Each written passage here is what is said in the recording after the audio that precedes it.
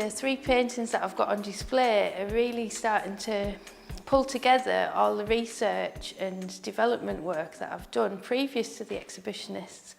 So it was a really good incentive for me to produce some finished pieces. And it's been wonderful for lots of people to come and see this work and help me reflect on what I'm going to do in the future. It's quite a difficult thing to put into words what I'm trying to do, but visually I want to show the different aspects of a human, from the energy rising up a person's spine.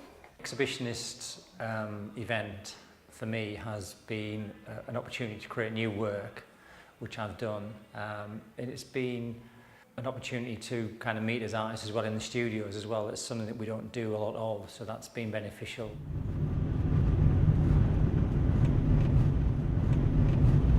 I'm looking for variation. I think that's the crucial element, that you've got a mixture of texture, depth of field, you've got a little valley there, you've got colours, you've got heather, different shades of heather, and the kind of clouds as well kind of echo parts of the landscape.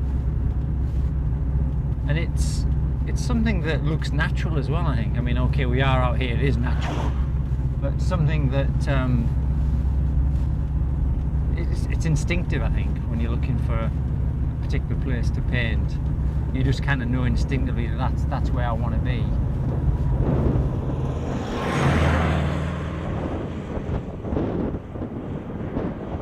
I'm able to give a sense of definitely distance and variation in the different colours that you have at this time of year is quite important as well.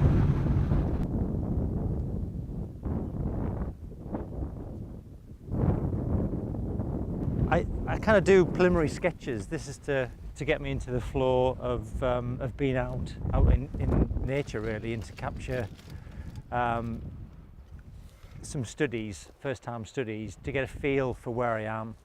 And clearly the materials are important, and if you haven't been doing it for a couple of weeks, you kind of come out and it basically takes, you know, a good 2 or 3 sketches before you actually feel confident that you can go on and do a larger piece.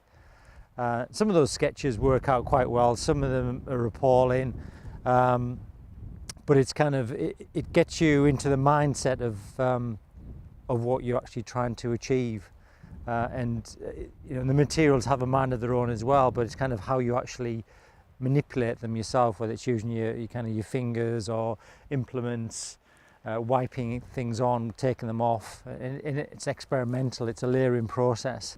But hopefully by doing the preliminary sketches and drawings, I've got enough confidence to put it in there and actually get something that is quite meaningful, that has drama, that has captured the day, and I'm happy with. The inspiration for my work can come from the wood itself, just the natural organic form of it, the shape, the colour, the texture. Sometimes you find pieces which are just so beautifully organically formed that there's actually very little I can do to enhance them. And it's amazing actually the different types of wood you find in different parts of the country and on different beaches.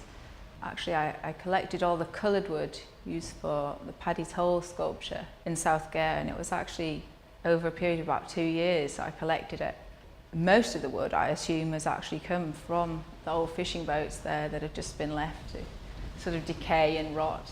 But it's a really colourful place, and I hope that the piece also sort of portrays that vibrancy, something to remember that it has a history. It's not just a piece of wood that someone stumbled over on the beach. Well, I suppose what characterises the work I've done here is to do with using found material. So that would be things like bits of furniture that I've found or various domestic objects. It tends to be material that's got either some connection with me or I've had around for a long time, but it's usually to do with pieces of furniture generally. The most recent work is part of a body of work which is about compressing almost all the space out of an original object. So if it was a chair or table, it's having all the space taken out of it and then compressed, almost like putting a car through a crusher. But it's also quite organic. It's almost like extruded. It's got a sort of soft modelled feel about it. So it's a more, I'd say, a more playful piece, and there's nothing more or less to it than that really, other than that I'm also getting fascinated with the fact that modern life seems to be very fragmented.